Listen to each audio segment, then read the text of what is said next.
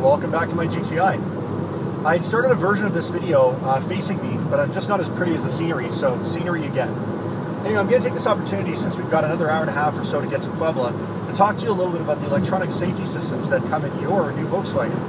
Alright, so the first one I want to talk about is ESC, or Electronic Stability Control.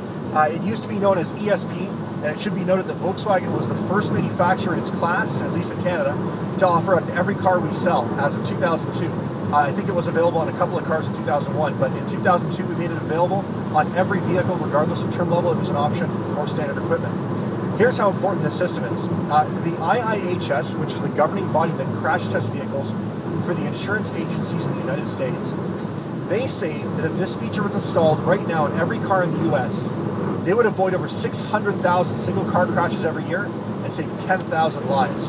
So that just sets the stage for how important this feature is. Here's how it works. So it uses the ABS system to operate, and it has three basic components. It has a steering wheel angle sensor.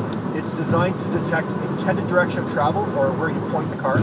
It's got a yaw and pitch sensor that's designed to sense how the vehicle is moving in relation to how you want it to move. And third, it's got a throttle positioning sensor to detect how much gas you're putting down. So what it does is if the car detects an understeer or an oversteer situation, it's designed to be able to brake individual wheels to help maintain control of the vehicle. Now, unless you've experienced this system, you really have no idea how effective it is. It's incredible. Basically, let's say when I had my 2003 Jetta 1.8T in Calgary, you could go down a snowy, icy road at 100 kilometers an hour. The disclaimer is that I do not try this at home. I do not recommend that you do this. Anyway, you can go down a snowy, icy road doing 100 kilometers an hour. That's about what I'm doing. And you can go violently left to right with the steering wheel, like that, and you can't lose control of the vehicle because the systems that are in place are designed to stop you losing control of your vehicle. So it's absolutely incredible. Now, there's another system that's in place called ESPS, and it's an extension of ESC.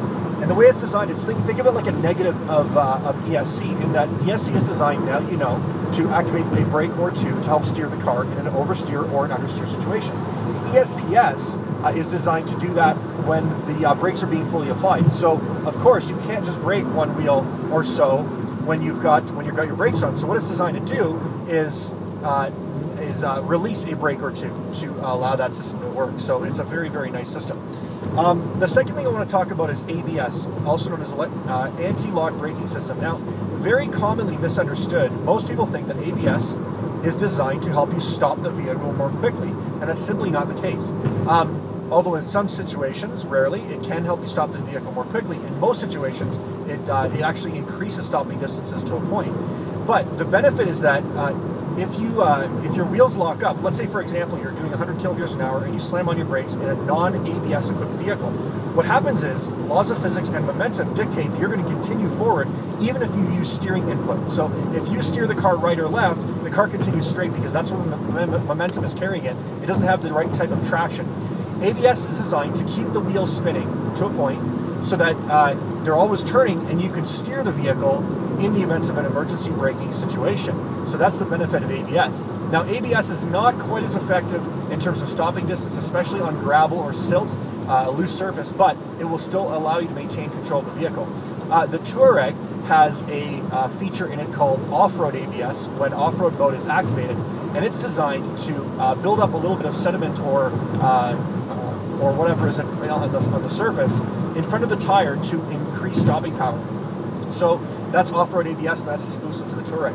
Now, the next system I want to talk about is hydraulic brake assist, HBA. Now, hydraulic brake assist is designed to very quickly and rapidly fully apply the brakes in the event of an emergency situation. Now, it does take input from the driver. Studies show that most drivers are not comfortable fully applying the brakes, but of course, when adrenaline comes in, you stab the brakes very quickly in the event of an emergency. Well, HBA is designed to sense this and will fully apply the brakes in the event of a detected sudden stop. Now, I've tried to do this many times by accident. It's very, very, very hard to activate the system unless you've got all that adrenaline in you trying to stop the vehicle in an emergency, so don't be scared to apply your brakes. But it does work quite effectively, and it can decrease stopping distances by a relatively significant margin. The next thing I want to talk about is electronic brake force distribution, or EBD. Electronic brake force distribution is designed to vary the brake pressure on each corner of the vehicle, and it's designed to even it out so that you can maintain a straight trajectory. It's complemented by the next feature I want to talk about. That's something called negative steering roll radius. Now, not many people know about the system, but negative steering roll radius is a system that we've had in our cars for a long time. It's not a system per se, but it's an inherent design in all front-wheel drive Volkswagen vehicles. Here's how it works. Volkswagen engineers have built an invisible X through the chassis that is designed to connect the four wheels, so that what happens is it's designed to flex in certain situations. Here's an example. If you get a tire blowout and the tire is now lower to the ground, that corner of the car is now lower to the ground, what will happen is in a lot of vehicles, the car will veer violently left or right, depending on which side is blown.